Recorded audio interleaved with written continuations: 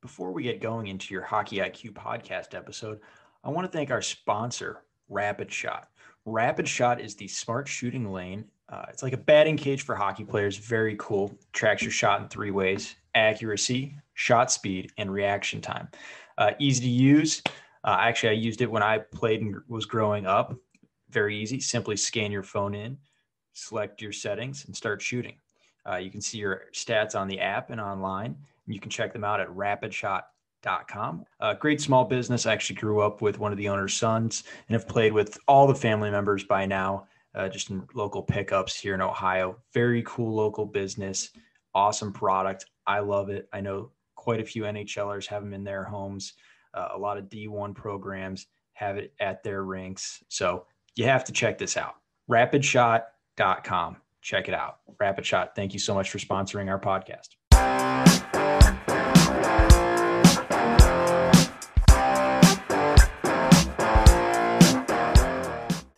On today's episode of the Hockey IQ podcast, we bring on Scott Wheeler. Scott is a senior writer over at TheAthletic. Probably him and Corey set the gold standard as a team on the NHL prospects writing sphere. Dan, what'd you love about this one? Yeah, super fun to talk to Scott. Never spoken with him before outside of Twitter. Really good follow. We pump his tires quite a bit during the episode, and I will continue to do so now.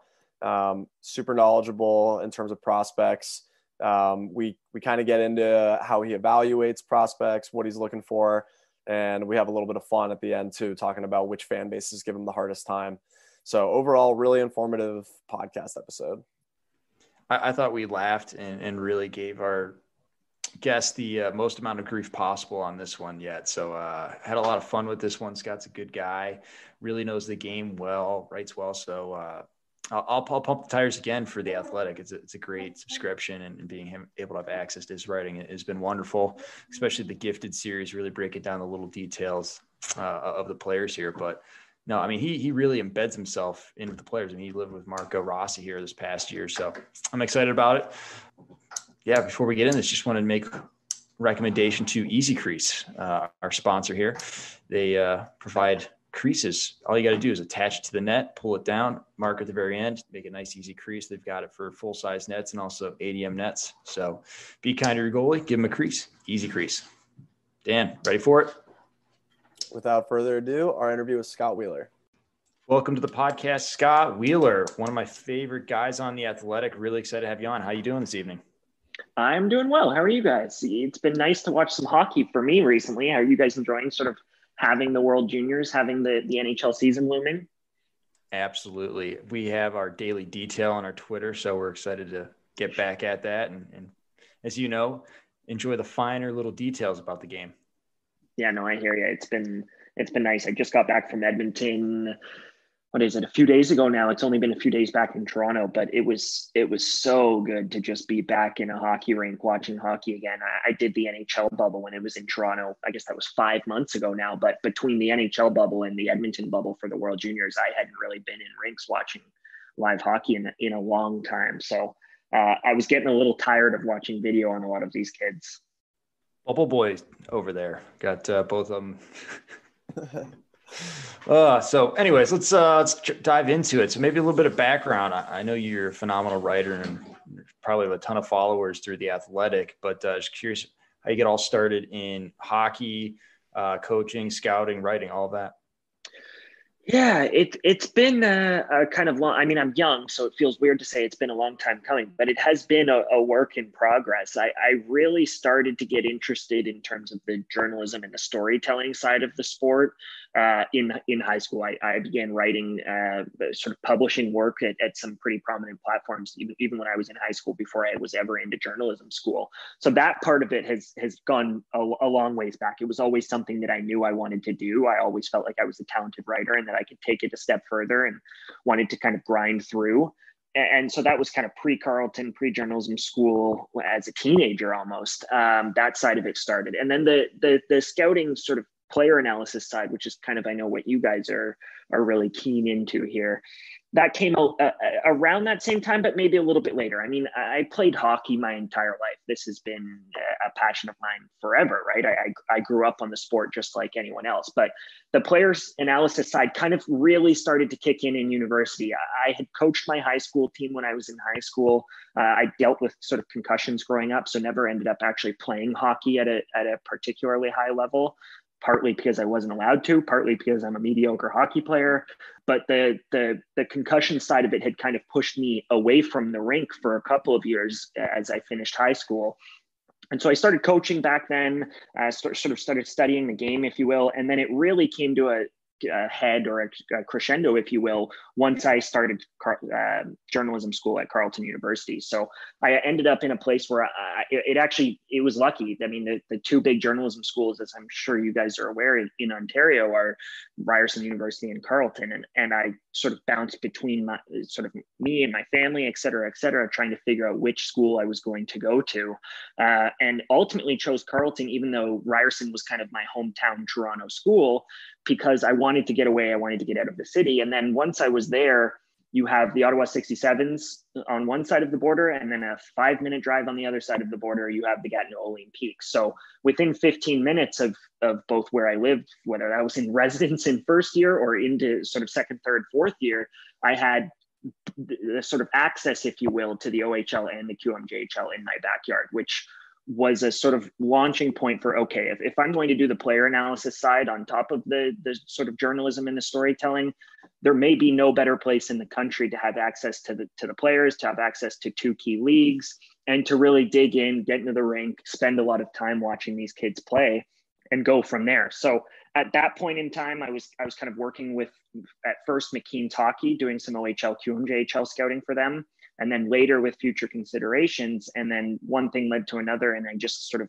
snowballed from there, and it really became my niche. And the sort of prospect realm became my beat as I progressed into sort of other actual career opportunities in terms of working at newspapers, then eventually joining The Athletic after I graduated, all of that. So it's been a bit of a process, but it really just was getting time in the rinks, educating myself wherever I could in terms of talking to scouts, talking to head coaches, picking their brains, attending coaches conferences, taking online classes, sort of that side of the game. And then I tried to merge the two eventually to where I'm at now, where I do a little bit of the storytelling and certainly a little bit of the analysis as well. Yeah, that's fascinating. Okay, 2 follow-up questions. First is, what was it like coaching your peers? I've always been fascinated by that dynamic. Like, you're in high school coaching high school, obviously just like a totally different relationship than your typical coaching player relationship. Well, I think early on there's a big adjustment there because it's kids that I've grown up playing hockey with, the kids that I've played on teams with. So you end up in a room with, say, Noah Delmas, who is now had just graduated Niagara College in the United States and is now playing in the ECHL, or you end up in a room with Tyler Boston, who went on to play for the Guelph Storm, for example. So there were kids on that team who were destined for greater things than high school hockey or local A or AA hockey. They were either already AAA players, or they were moving on to play college hockey, junior A hockey, junior hockey in some cases, like a Tyler Boston, for example. So there's definitely, there's a sort of credibility barrier that you have to leap over early on. And I wasn't the head coach of the team. One of our gym teachers sort of held that role at the time. And so early on, running practices, I'm kind of the guy taking the back seat. I'm setting up drills. I'm maybe giving the odd pointer. And then as you progress, I did it for 3 years. And by the third year, it's a completely different dynamic, right? You've established yourself as a quote unquote authority figure, despite being, say, the same age as some of those kids. At that point, I was in grade 12 and I was older than a lot of the kids that were on the team. Someone like Noah Delmas is younger than me. Someone like Tyler Boston is 2 years younger than me. So there is a little bit of a sort of hierarchy that starts to develop there, but you have to show them that you understand the game, that you understand the system that you want to play, et cetera, et cetera. And it's still at that point, it's not the greatest hockey in the world by any stretch, but it was a stepping stone to say, okay, here's the basics of I mean, beyond having actually played the sport, here's the basics of coaching, of sort of optimizing your lines, of developing a power play unit, of developing a penalty kill unit. Those kinds of things start to get ingrained in you in a more pronounced way, for sure. Okay, second follow-up question is, you already mentioned hockey was a passion of yours and writing was too. You knew you were going to go to journalism school. Did you know right away that you were going to blend the two, or was that something that you kind of discovered like during university? I did not know right away that I was going to blend the two. My focus for a long time was strictly on the storytelling side of it. I wanted to be able to tell a story, to build a narrative, to introduce you to a character and bring you through that sort of typical story arc. And then the analysis kind of came second until it got to the point where I felt like I was on equal playing field with both, which happened a few years ago. So there was more of a learning curve, I think, on the analysis side of things, in terms of really getting comfortable with my chops, trusting myself, trusting my intuition, trusting the language that I use, building a set of language that I want to use. I think we can be really lazy with language in hockey and in player evaluation. I think it's kind of a major problem in terms of how we describe these players. I think we often use very ambiguous terms that mean very little to the average reader, or terms that the average reader can look at and sort of has two different readers can have two different ideas in their mind for what you're trying to tell them. So I think the journalism side almost helps in that way, because the language comes easy. The sort of analysis side, in terms of actually breaking down what I want to break down, comes easy. So then it's just getting comfortable with the actual game itself, which is something that I've always felt I was good at, that I've always felt like I had a good understanding of what makes a good hockey player and what makes a bad hockey player, and how a good hockey player can sort of translate his skills up levels. But definitely the storytelling came first, and I think the analysis kind of came second. But in a way, I think that's been a benefit to me in a lot of ways, because a lot of the people who do prospect analysis, at least those in the public sphere, and quite frankly, among a lot of scouts in the sort of private sphere with NHL clubs, a lot of them aren't great writers, and they don't know how, beyond their notebook, to sort of bring things to the audience. And whether that audience is the hundreds of thousands of people that read our work at The Athletic, or whether that audience is the general manager of an NHL club, when you have to make your case for, I like this guy, and here are reasons A, B, C, and D as to why I like him. So I think that a lot of scouts, frankly, would probably benefit from being more adept in terms of their language, the words that they use, how they actually describe these players, and just being as descriptive as possible. Because I think a lot of hockey analysis, I mean, I kind of touched on it, but I think a lot of it falls into some pretty lazy traps in terms of how we describe these players. What's your favorite way of going about analyzing? Because there's so many tools that you can go about analyzing with each individual player. Is there a way that you like to categorize it and go about your work, or is there just things that jump off the page to you and you're like, I have to talk about this? Oh, that's a good question. There are certainly specific things in the sport that I like to really dig in on more than others. There are specific skills that I fancy in players. There are specific topics in terms of especially the structural side of things. I enjoy the player evaluation side immensely, but I have done a lot of work at The Athletic on systems and tactics and deployment and structure as well. So I think there's two parts of the equation. There's the teams-based evaluations of these kids in terms of all of those things that I just mentioned: structure, style, deployment, et cetera. And then there's the sort of specific skills-based analysis of the player. With the skills, you have to be, or I try to be, as specific as possible, as descriptive as possible. Again, it all comes back to language for me. I think we talk about a good shot or a good playmaker, or terms like hockey IQ and awareness. I have always believed that those things are extremely confusing to the average reader unless you describe what makes a player's shot effective, how they hold their stick, their grip, their footwork, their positioning, their core strength, et cetera, et cetera. The same goes for skating and footwork in terms like hockey IQ. Hockey IQ to one person means something completely different than it means to someone else. So instead of using those terms at all, just describe what makes a player intelligent on the ice, how he reads the play, how he identifies who to coverage and who to cover on defensive zone coverage, how he identifies which lanes to use. All of those things, I think, help a reader.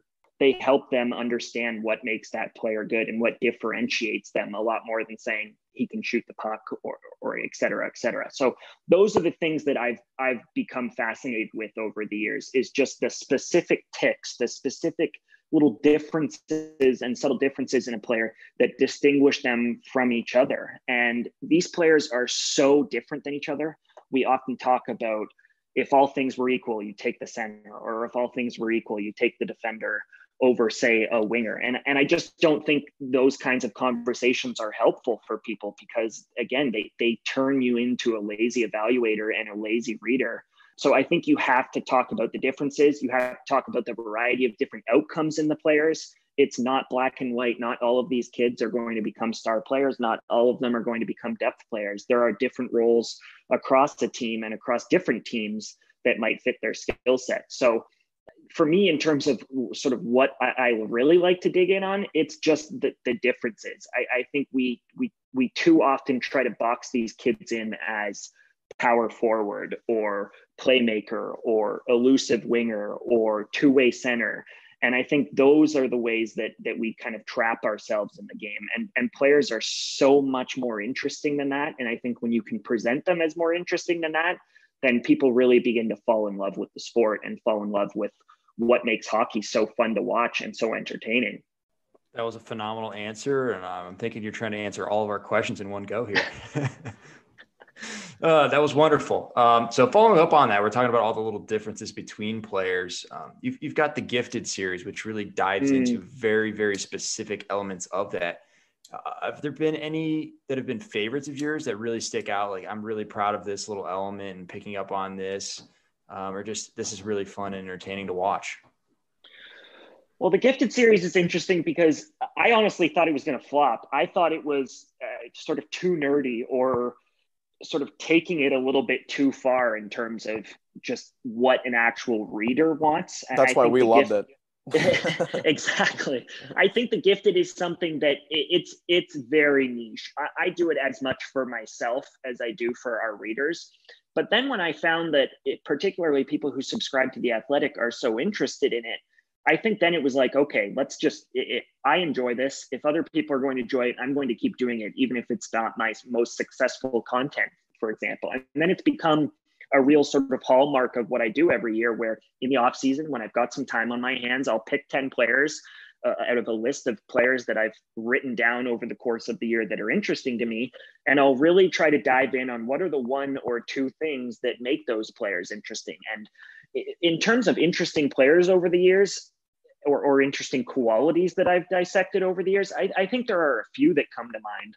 I've written about people who do virtually every different kind of skill and have made that their thing and have distinguished themselves in that way. So there's Juuso Välimäki's shot. There's the different way that 4 or 5 different kinds of players can skate, whether that's players who excel just by being faster than everybody else, or players who excel on their inside edges, opening up and going heel to heel in that sort of classic tomahawk, et cetera, et cetera. So I've actually found, I think, over the years that the players that I enjoy describing the most and picking apart the most are maybe the players who don't have any one of those qualities, or who don't do anything that distinguishes themselves, because then it forces you to look less at skill set and more at how the game is played and how they play the game better than other people. So the skills, the individual skill sets that I've dissected over the years through the Gifted are a lot of fun, but I think it's players like, say, a Gabe Vilardi, who has always just absolutely fascinated me for his ability to just be more efficient than everyone else. You look at Gabe Vilardi, he's 6'3", he's 200 pounds. He was a top 10 pick, obviously injuries aside, and the way that his back sort of derailed him for a couple of years. He was a brilliant player growing up, and is going to be a brilliant player, I think, in the NHL with the LA Kings as early as this year. But he never really looked like it. And the concerns, and one of the reasons that he fell as far as he did, Gabe he looked ordinary out there. When he played for the Kingston Frontenacs, there wasn't a lot in his game that grabbed you. Despite the fact that he was huge, he wasn't this sort of power forward type. He wasn't quick on his feet. He didn't have a particularly dangerous shot. His hands were good, but they weren't great. So then it was, okay, how does Gabe Velarde, a kid who is never the most skilled or the fastest or the strongest kid on the ice, how does he become a top 10 pick in the NHL draft? And then how does that game potentially translate up a level? And the result was that he makes a series of choices over a course of a shift that other players just aren't making. When there's a passing lane that other players see as shut, he hits the passing lane. When other players try to stick handle their way into traffic, he makes a small little bump play to a teammate to facilitate for them.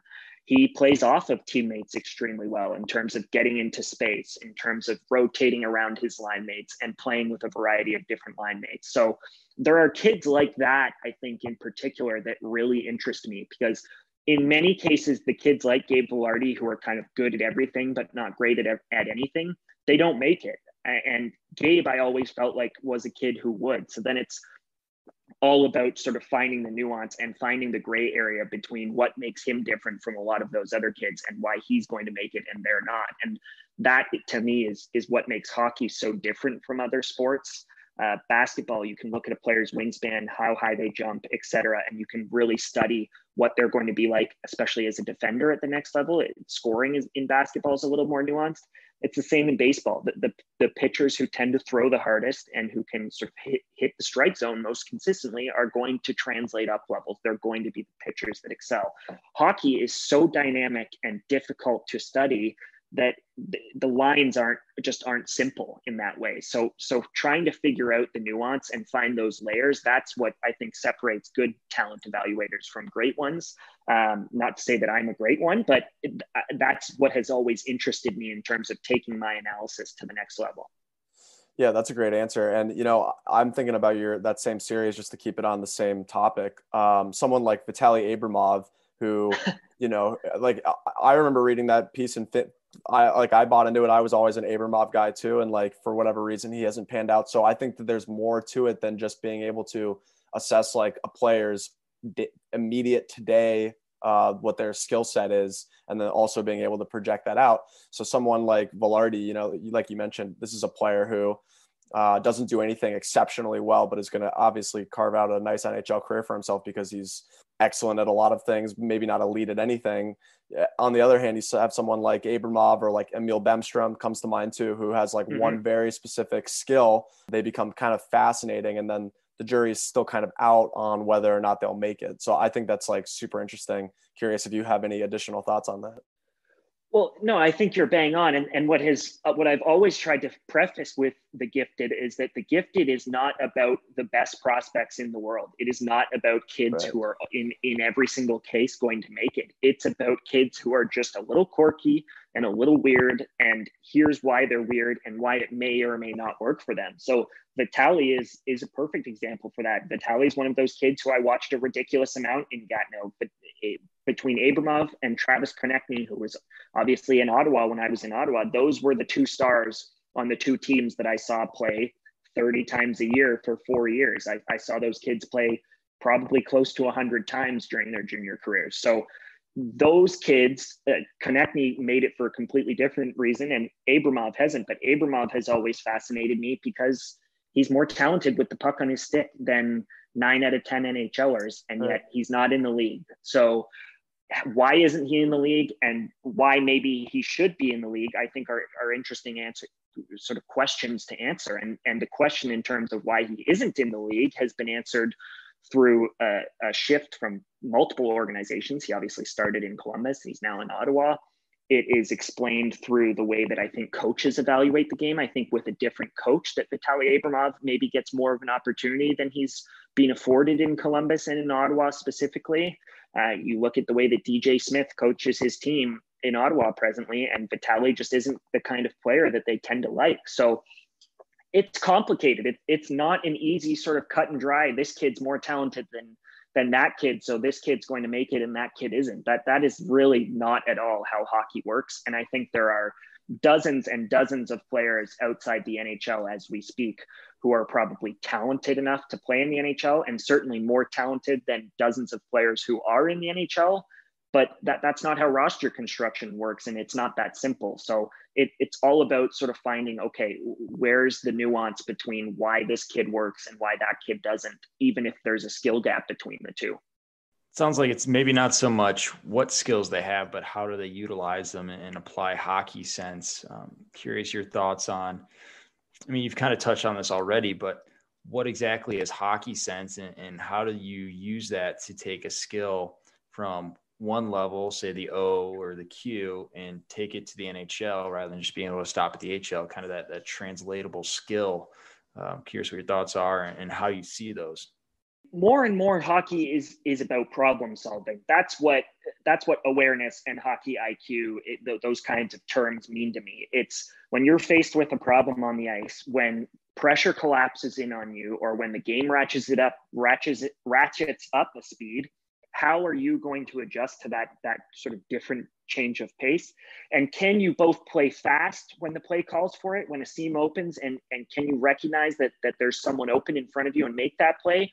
Or if the play is moving a little bit too fast, can you slow things down? And I think too much emphasis is often paid to those individual skills, especially skills of skating and shooting. We hear often there's a premium on speed in today's NHL because people think that the game is getting faster and faster, and that there's a premium on scoring goals. We hear the cliche of the hardest thing to do is to put the puck in the net. You have to be able to shoot the puck, and those are the kids who are going to be the difference makers. And I think oftentimes those two skills are given too much emphasis. We see it with Kasperi Kapanen. We see it with Dylan Larkin early on in his career when he couldn't figure out how to use his speed to his advantage. We saw it in Zach Senyshyn going way too high to the Boston Bruins. We see it in the McLeod brothers, who still can't figure out, okay, I may be the fastest player on the ice, but am I putting myself in tough spots by just trying to keep my feet moving all the time and play with pace and play in a track meet? And I think one of the big misconceptions is that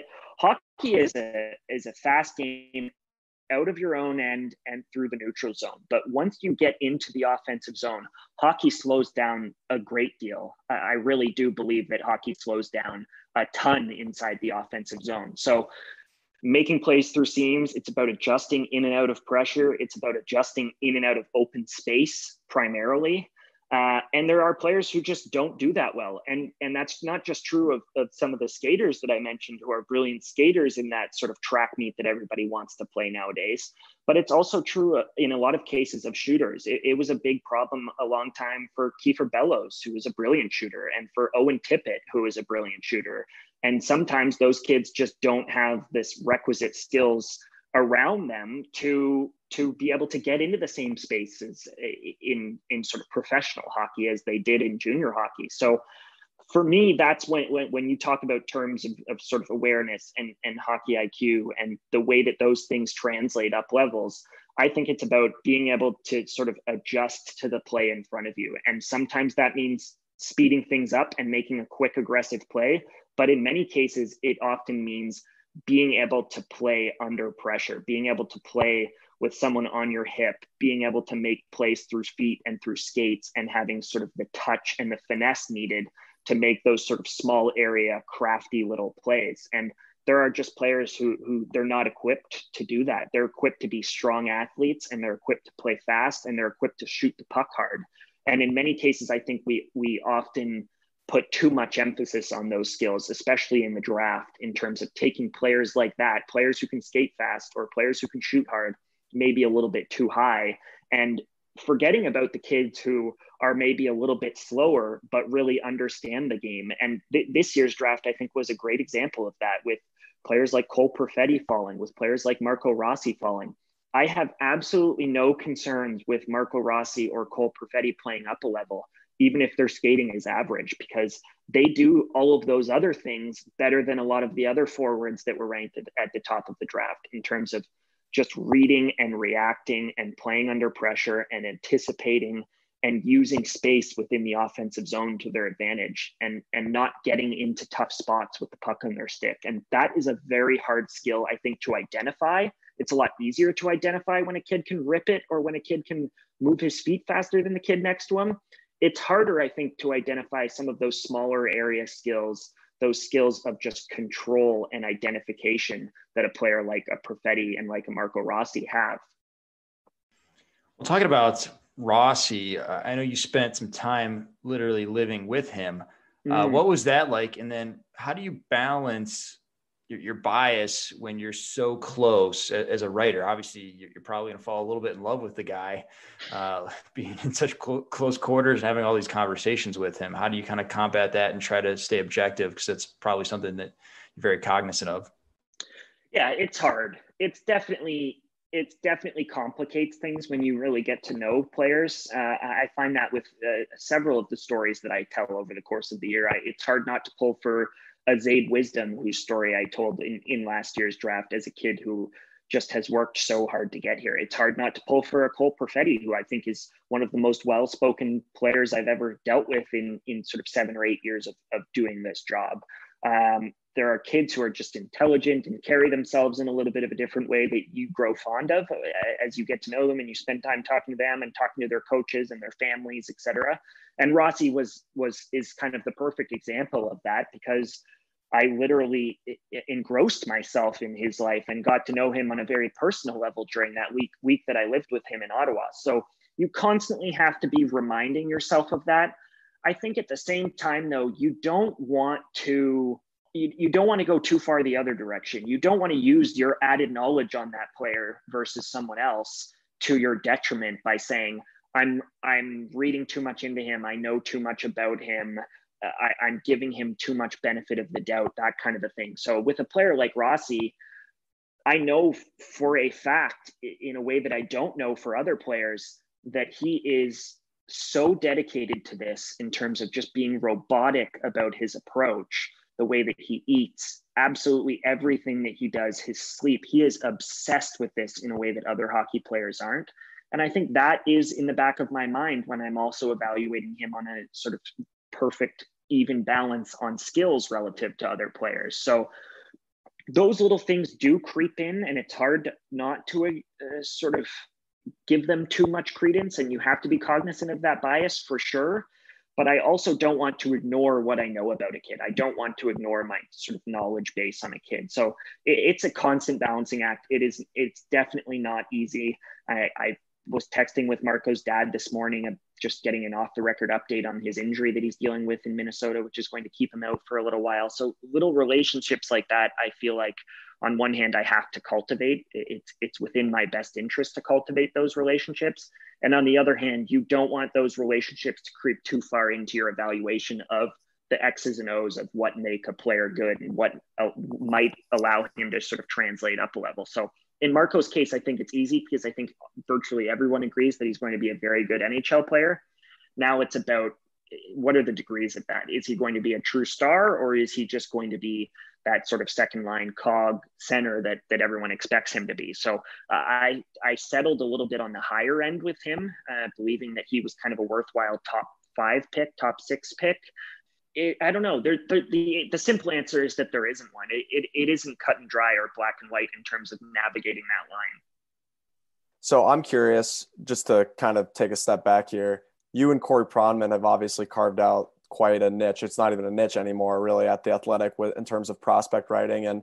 But I don't feel like it's always been in the forefront of the NHL like population in terms of like typical Athletic subscribers. And now it's like, obviously, like you can't get enough of it. No one can. You're midway through, or I guess just starting to release your organizational rankings this year for prospect pools. What can you attribute this growth, this spike in the interest in prospects basically across the industry? You've got good writers like Scott. That's what happened here. But it's not just the writing. Like, I think that like people crave it, and it's, I'm just like, why am I like this?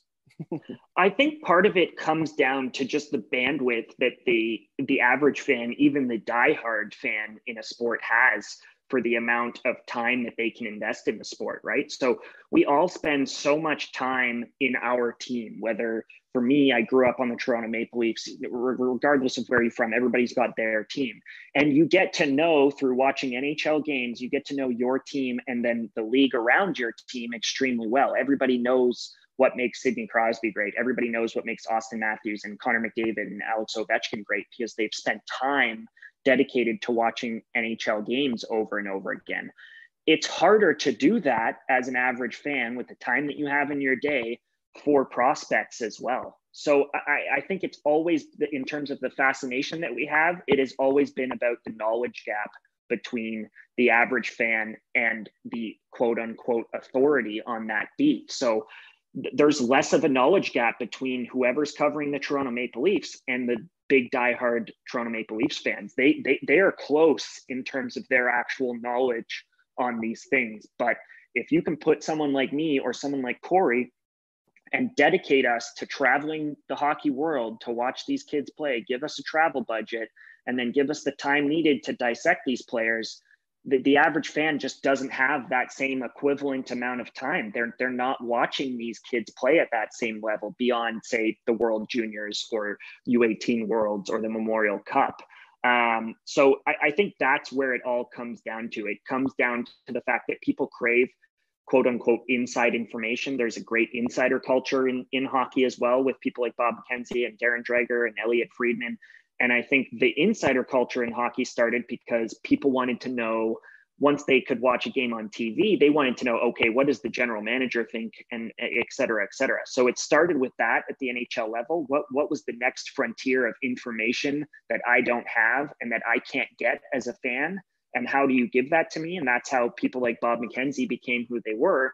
And then on the flip side, I think it's now beginning to happen on prospects, not just in hockey, but in several sports, where I don't have the time to watch, but I do have the time to go and spend half an hour reading an in-depth article on my team's prospects. And then I can sort of begin to close that gap again. So I just think it's honestly comes down to time for the average fan, and the fact that they are much more well-versed with their NHL team than they can afford to be with these kids, which means that you need people to go out and find that extra bit of information for them.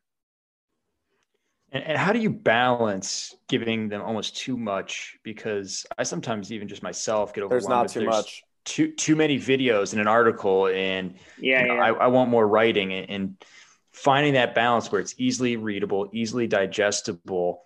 So that's what I think about when we do our newsletters. How can I make this so easily digestible that the reader almost feels like, oh, that's it, it's over now? Like, I want more of this. But if you give too much, then it just becomes monotonous and you get lost in, okay, there's so much video. Like, where do I start and what am I breaking down? And it becomes just too much of an overload. At a lot of places where you're catering to the average fan, you have to be very careful about that, because you almost don't want it to get too intellectual. Journalism school, they always talk about how you're writing for kind of an 8th grade audience. You're writing to just give people the sort of guts of the information.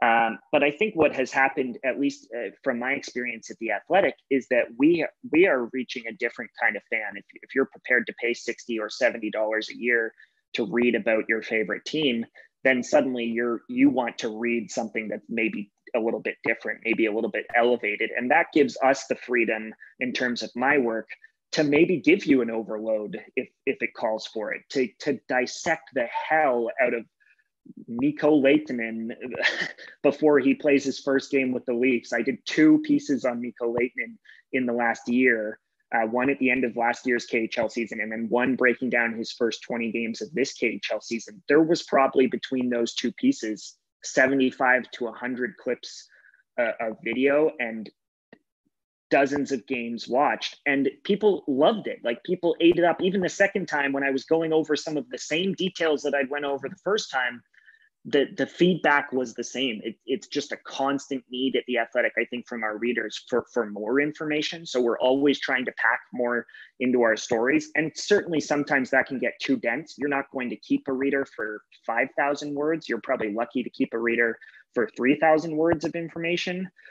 So length is a real factor, I think, in terms of keeping the reader engaged. And then there always has to be a feeling, as you're reading through a story or reading through analysis, that whatever is coming next is new, and that it's not something that's kind of blasé, that has been injected into the copy of the story just to fill space. So it is a fine line for sure, and you can overload some readers. I often get comments on my stories saying, I didn't need all of this. But I think at The Athletic, we've been lucky because our readers do want all of it. And I think that's different in a lot of ways than other platforms, but it's certainly there's no science to sort of breaking down this information. And it's the same for broadcasts. We're still trying to strike the balance on NHL broadcast between the talking heads and those sort of argumentative panels that the average fan loves, and the diehard fans' constant need for more, the constant need for better analysis and better analytics and sort of better statisticians and more well-spoken panelists. And you're constantly balancing between Joe, who's sitting at home and who's a big fan of Don Cherry and who doesn't have that same sort of interest in the game and is there for the argument and the spectacle of it all. And you're balancing that against maybe the smaller audience, which is the diehard nerd who just wants to be informed and just wants to get smarter about the game. So put me in the nerd category. Yeah, obviously all of us are. I think about this all the time. And like, we're in the States, obviously. And even though Canada has like way more hockey fans, obviously, like by capita and probably in terms of total numbers too, I almost wonder if there's almost a bigger spread in the US in terms of like just super casual fans that are just like, whatever, I'll watch the hockey game. Because obviously there are people like Greg and I and plenty more who crave, like you said, this like very specialized discussion that's just not going to happen because it's not in the best interest of these broadcasts. That's so, and that's why we have this podcast. You got to tune in. And if you spend 10 minutes in an intermission breaking down how the Czech Republic sort of trapped everybody by playing to stack 5 players across their defensive zone blue line at the World Juniors this year, you're going to, how quickly are you going to lose your World Juniors audience talking about that? So it's a fine balance between the sort of spectacle of it and just satisfying that urge, and then trying to do something different with it and trying to elevate it. And a lot of diehard hockey fans feel like our broadcasts and like our writing and like our radio shows are the same now as they were 20 years ago. And maybe that's a problem, but there's a reason certainly that a lot of those things have remained the way that they are. And I think a lot of that comes down to the fact that not everyone is a hockey nerd in the way that the three of us are. All right, I got a fun one, and here's your chance to absolutely bury a fan base. What athletic fan base gives you the worst comments? Oh my God. And why is it the Philadelphia Flyers? Yeah, why is it the Philadelphia Flyers? Believe it or not, it is not the Flyers, because the Flyers direct all of their displeasures towards Corey. Oh God. Corey has infamously made an enemy of Flyers fans over the last 5 or 10 years. So I feel like I get off scot-free with Flyers fans. You get Vancouver? With me, I don't think Vancouver's that bad. Montreal is certainly terrible just because I'm based out of Toronto and I used to cover the Leafs. I think the average Montreal fan has in their head that I dislike their team and like I've got some sort of preference for Leafs and Leafs prospects. I don't know whether there's a specific team though. It's a very good question. I would have to think on it. I took a lot of heat from Columbus Blue Jackets fans last year for having them ranked 31st in the project that I'm now starting now. No. They are not 31st this year. The Boston Bruins are. I also took some heat from Blue Jackets fans last year when I wrote a piece with Dom, said that Seth Jones isn't basically a top 10 defenseman in the world and that he's a number 1, but he's not one of the Norris contenders. Blue Jackets fans didn't love me for that, I'll be honest. I don't know. It's been a bit of a mixed bag. I think it all depends on the content that I write. Senators fans used to absolutely adore me. And then I really disliked their 2020 draft performance, despite the fact that they had basically half the picks in the draft. Senators fans now suddenly are very upset with me over the last couple of months. So I don't know. It depends on the content. The second I start writing favorable things about a team, it's funny how things begin to change. Well, since we're in Ohio, looks like we'll have to be your protective services if you ever come to a Blue Jackets game. Yeah, I love Kirill Marchenko, so there you go. Well, we'll have to get you out on the town. It's a great town. Ryan Hardy already says it's his favorite town after Chicago, but that's just a formality for him. So I will tell anyone that listens that Columbus is one of my favorite road cities. I've done about 20 of the 31 cities in the NHL at this point, and I absolutely love Columbus. The rink is in a great location. The North Market is outstanding. The hot chicken takeover in the North Market is outstanding. That place is elite. Yeah, so it's Columbus is an underrated city for sure in terms of NHL markets. There are some markets in the NHL that I don't love going to, and I'll go back to Columbus anytime. My only problem with getting to Columbus is that there's only one flight a day out of Toronto to Columbus, which means flights from Toronto to Columbus are about twice as expensive as flights to any other Eastern Conference market.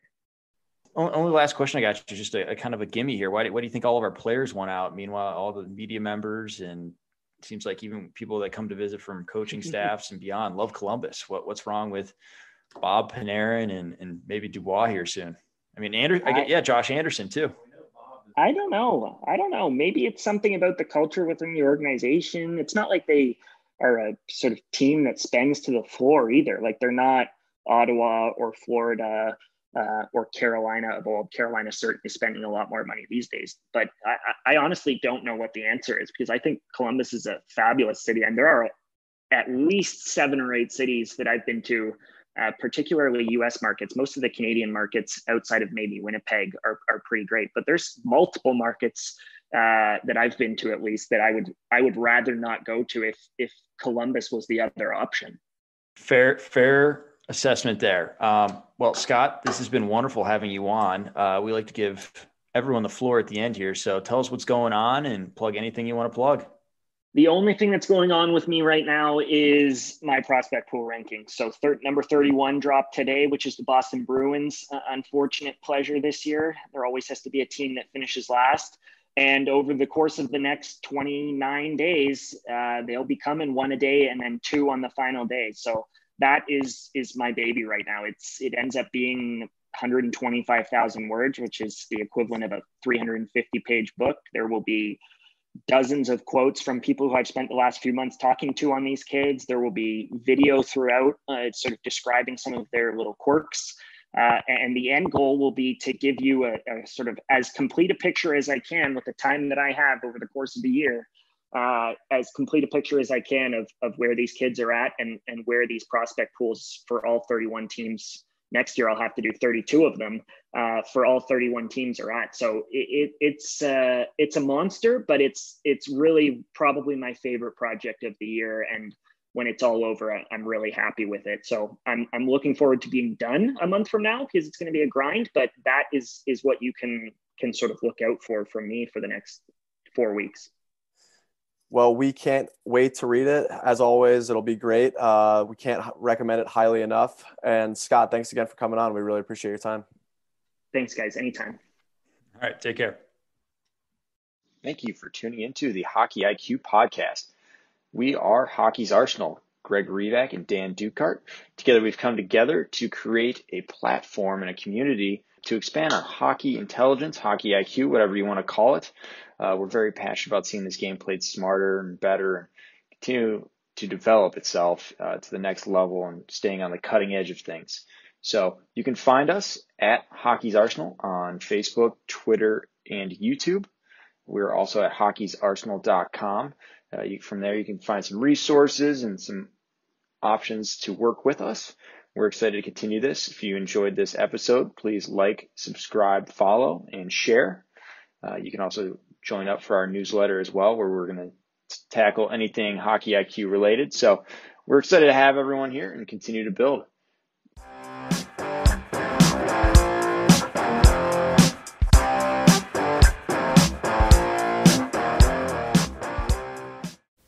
That concludes this week's episode. Thanks for joining us here at Hockey IQ. If you haven't already, take a quick moment to hit that subscribe button, give us a thumbs up, and drop a review. If you want to be a great teammate, even recommend us to a friend. You can follow us at Hockey's Arsenal on Twitter and Instagram. Check out the website, hockeysarsenal.com, where you can subscribe to the weekly newsletter. You won't regret it. Catch your buttes here next week for a brand new episode.